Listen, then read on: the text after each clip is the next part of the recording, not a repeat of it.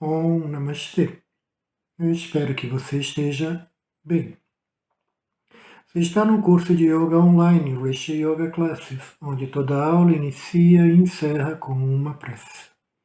Então nós vamos começar a aula. Om Sahana Vavatu Sahana Bhunaktu Sarra Viryam Karavavahai Tejas Binavadidamastu Ma Vitveshavahai. Om Shanti Shanti Shanti. Muito bem. Na aula passada nós já entramos no verso 16, que assim diz: o ápice disso é o desapego aos gunas, que nós já começamos a introduzir na aula passada, por meio do discernimento da verdadeira natureza do Purusha, do ser. Purusha é ser, ou o eu. No verso anterior, nós falamos do desapego, que é a maestria, que é o controle sobre os desejos daquilo que é visto ou ouvido pelas Escrituras. O ápice, o máximo, o top de tudo isso é quando você já está estável ali. Como nós demos um exemplo na aula passada, a pessoa está no processo de admissão em uma empresa e ela passa, aí ela tem aprovação, o período probatório dela, passou aquele período, ela já está definitiva ali, ela já sabe o serviço, ela está acostumada com a empresa, ela domina tudo, então agora ela só flui na atividade em que ela está trabalhando. Então aquilo lá é o ápice dela. O ápice do desapego aqui, agora, é quando a pessoa, além disso, se dá conta também do desapego aos três gunas. Nós explicamos isso na aula passada. Sattva, que é aquilo que é muito sutil. Rajas, que é aquilo que é em movimento. Tamas, que é um outro aspecto que nós chamamos de inércia. Os gunas, eles regem tudo na natureza. Tudo. Tudo tem esses aspectos na natureza, incluindo a mente. O conhecimento é considerado sattva, o sutil do sutil. O grosseiro do grosseiro, tamas, é a ignorância.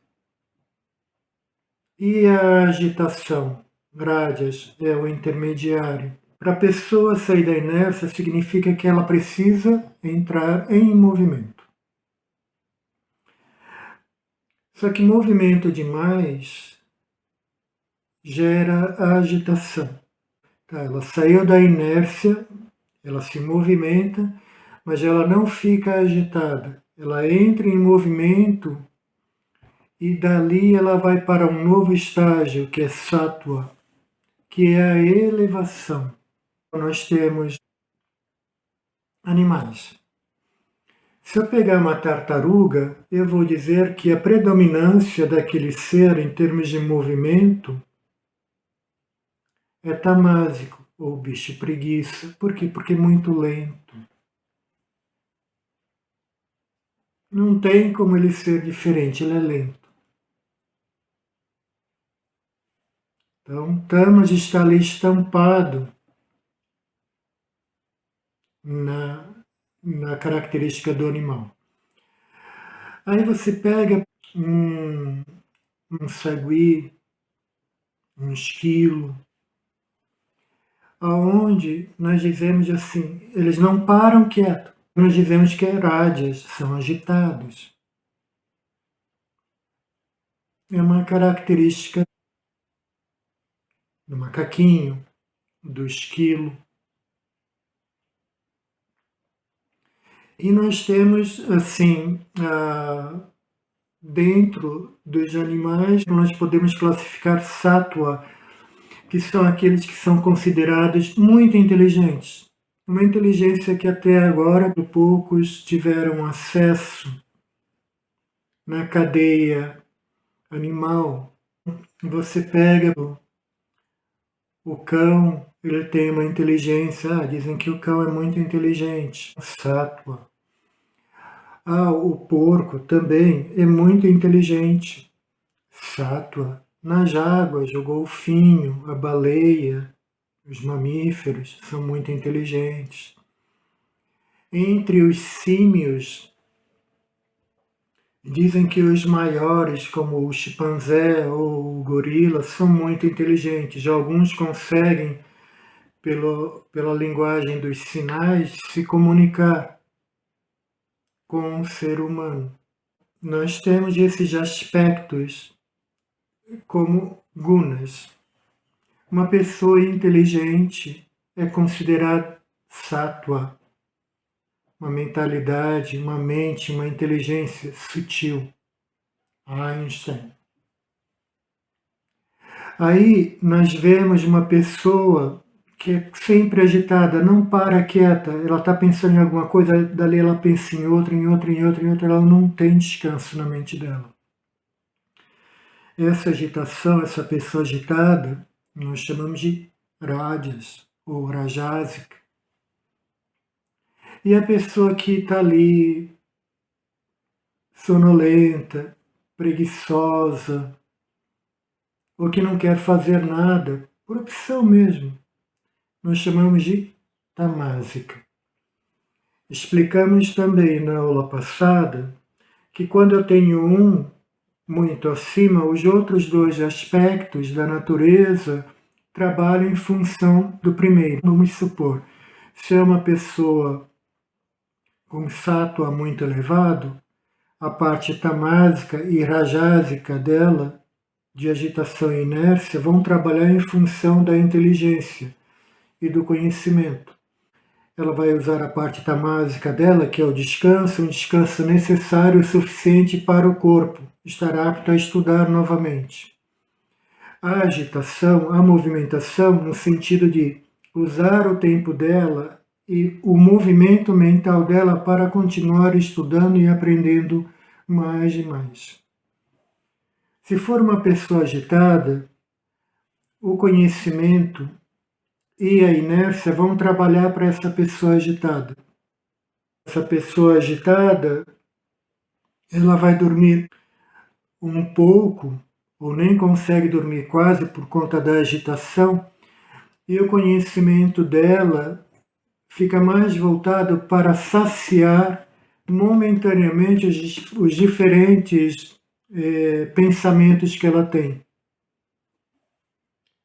Nada em específico, dispersos, mas é assim. Se for o contrário, se for a inércia predominante, tudo para essa pessoa, o que vai ser prioridade para ela é ficar parada, ou o que ela acha uma grande vantagem. Ela não faz nada e tem tudo na mão. Ela usa a inteligência e a agitação também subordinadas à inércia dela. Ela está lá, chega o marido em casa, vou usar esse exemplo banal. O cara trabalhou o dia inteiro e chega na hora do almoço. Casou com uma dona lá, mas descobriu que depois de casado que ela só fica deitada. E a casa de perna pro ar, sem limpar, ela não cozinha. Quando ela cozinha, cozinha só para ela. E aí ela usa a inteligência dela para manipular o marido. Pode ser o contrário também. Para preservar o que é a inércia dela. E ela só faz os movimentos quando deseja. quando é algo que está voltado para ela. Esse tipo de pessoa tem várias classificações, uns chamam de egoísta, outros narcisista, tem vários tipos de denominação, rótulos. Nós não vamos entrar no mérito aqui. Só um exemplo. Nós temos esses aspectos da natureza, gunas. Agora, olha a parte seguinte do verso. Tudo isso é por meio do discernimento. Discernimento do quê? Da real natureza do Purusha, ou do ser. Aqui, Patanjali está lidando com uma pessoa que estuda a si mesmo, não com o contrário. Uma pessoa que não tem interesse no estudo de si mesma jamais vai questionar isso. Então esquece tamas, esquece rajas e vamos usar sattva, que é o conhecimento. É o que importa para a gente aqui. Dentro do conhecimento, o que Patanjali está falando? Que o desapego aos gunas, esses três aspectos da natureza, se dá pela discriminação. Discriminar o quê? Discriminar aquilo que é daquilo que não é. Como quem quer achar uma pepita de ouro no meio de um monte de cascalho. Ele descarta o cascalho e vai jogando água ali, e o que vai ficando no fundo é o que pesa mais. O ouro pesa bastante. Ele vai ficar ali no fundo. Se tiver areia, mas tiver uma pedrinha de ouro ali, que eles chamam de pepita, ela vai estar ali no fundo. E aí ele vai identificar. O mesmo Patanjali faz aqui. Eu retiro o apego aos gunas, a todo tipo de desejo que é contrário ao autoconhecimento. Ele se desapega de tudo que é contrário, que impede ele de ter autoconhecimento. Mas o que impede ele de ter o autoconhecimento? Ignorância, por exemplo. Ele abre mão da ignorância. Tem gente que não abre mão da ignorância, mesmo mostrando aquilo que é o correto.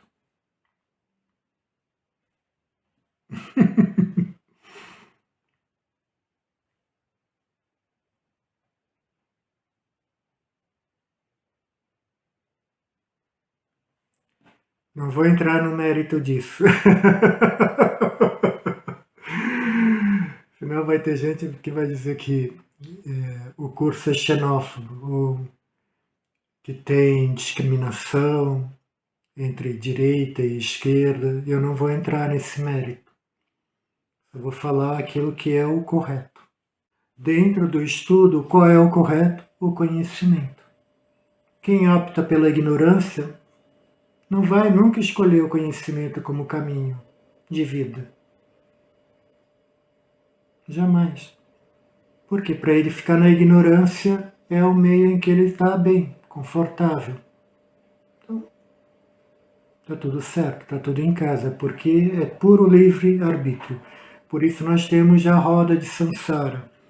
Milhares de vidas intermináveis pela qual a pessoa já passou e vai continuar passando, enquanto continuar em ignorância. É assim que é. Não existe injustiça. Lembra, nós já conversamos sobre isso anteriormente. Porque cada ação que eu faço, ela tem um resultado. O resultado é obrigatório a colheita. A ação, ela é, assim, é uma opção. Eu posso fazer como diriam alguns professores, posso não fazer ou fazer diferente. Eu faço uma ação. Se é uma ação auspiciosa, a colheita vai ser um fruto doce. Se é uma ação baseada na ignorância, certeza, o fruto será amargo. Mas como tem gente que não estuda e não quer entender esse princípio simples da natureza, resultado proveniente da ação, até mesmo na física nós temos isso. A pessoa vai continuar vivenciando dor. Aí chega uma hora que ela está tão machucada que ela opta por um outro caminho. Para alguns, isso é imediato. Para outros, demora mais. Para outros, nunca acontece. Que nem o masoquista, gosta de sofrer. Porque é a fonte dele de prazer, é o sofrimento. Não vai largar nunca aquilo. Para ele é boring, é chato. Tipo, eu não quero ver um filme de romance ou comédia, eu quero ver um filme de terror. Então tá bom, não tem problema. Tem entretenimento para todo mundo, depende muito do tipo de espectador que você é, do gosto que você tem. Entrando na segunda parte do verso, o ápice, na verdade, ocorre pela discriminação. Viveka ou vivekaha. Discriminar aquilo que é daquilo que não é. O que é e o que não é? Aquilo que é sempre, usando a lógica. Quem fez IT vai ter essa aula de lógica. Aquilo que é sempre. E aquilo que não é, não é. Não é aquilo que é o oposto, é aquilo que não é. Aquilo que é existente sempre. E aquilo que não é, não existe sempre. Ele tem um início, um meio e um fim.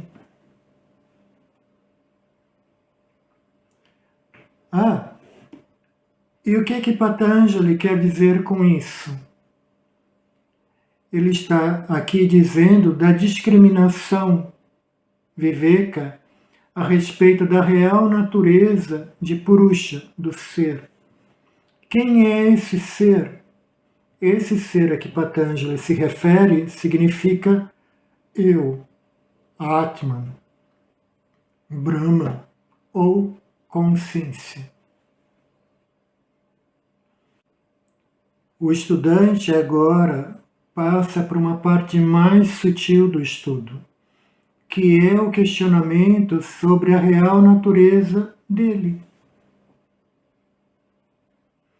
Nós temos um professor que desde menino abandonou a família para fazer o autoestudo. Se chamava Ramana Maharishi, ou Venkataraman. E esse garoto, depois, com o tempo, ele desenvolveu uma metodologia. Então você faz o estudo da escritura. No estudo da escritura é dito aquilo que é e aquilo que não é. E aí você faz a pergunta para si mesmo, então quem sou eu? Aí a escritura vai dizer, Aham Brahmasmi, eu sou Brahma. Eu sou consciência. Nós continuamos mais a falar sobre esse verso na nossa próxima aula. Om Purnamadav Purnamidam Purnat Purnamudachyate Purnasya Purnamadaya Purnameva Vashishate. Om Shanti Shanti Shanti. Harihi Om Shri Guru Pyo Namaha. Harihi Om. Tudo de bom. Om.